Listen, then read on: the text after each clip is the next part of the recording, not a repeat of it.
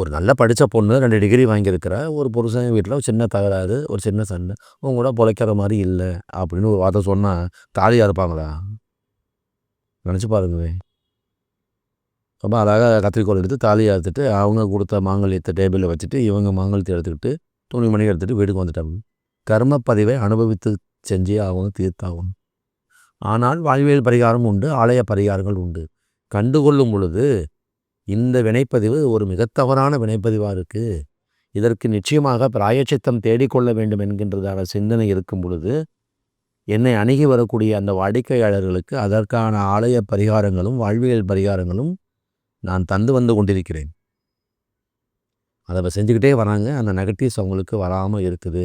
இது முற்றிலும் நிறுத்தப்பட்டு விட்டதா, அறுக்கப்பட்டு விட்டதா, அதை நீங்கள் பார்க்கணும்னா நெக்ஸ்ட்டு ஜென்ரேஷன், உங்களுக்கு அடுத்த ஜென்ரேஷன் வரும் பார்த்தீங்களா, அந்த ஜென்ரேஷனில் இந்த கர்ம பதிவு வரவே கூடாது. வந்ததென்றால் கிட்டத்தட்ட அது தொடருதுன்னு அர்த்தம். அப்படின்னா சாபத்தின் வீரியம் மிக அதிகமாக இருக்குன்னு அர்த்தம். அதுதான்